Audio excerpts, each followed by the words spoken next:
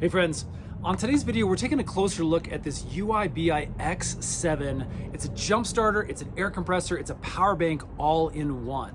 Okay, so the next thing we're going to test and demo is the inflating function on the power bank.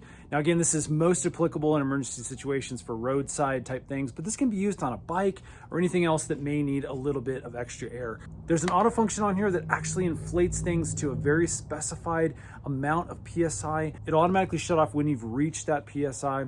So again, a really, really cool feature. Let's go ahead and get this assembled so I can show you how it works. So the first thing we need to do is actually attach our little inflator hose to the power bank. Again, on the top, you can see right here, that is gonna be our little hose insert. So all I'm gonna do is take this and we're just gonna screw it into the top here and get that in nice and tight. Okay, we're gonna come down here to our wheel.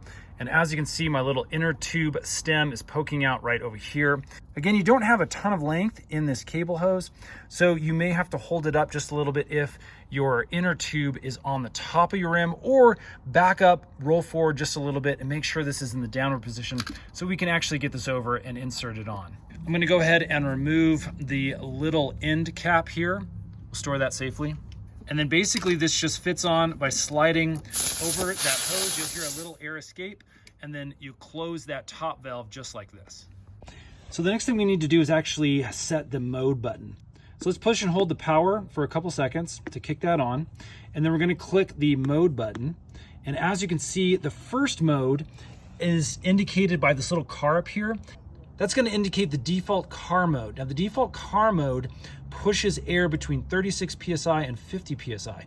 You can see we're actually up to 56 PSI for our specific tires. That's because we overinflated these a little bit because of how big they are.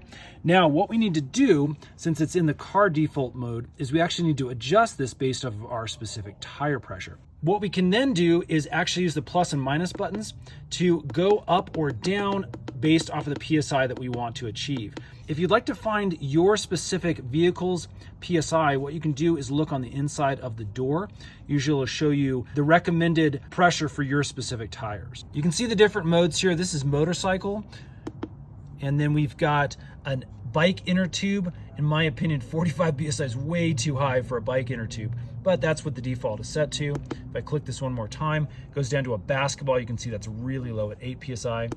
And then we have a zeroed out mode. And this mode's gonna allow us to up our PSI to our number that we actually want.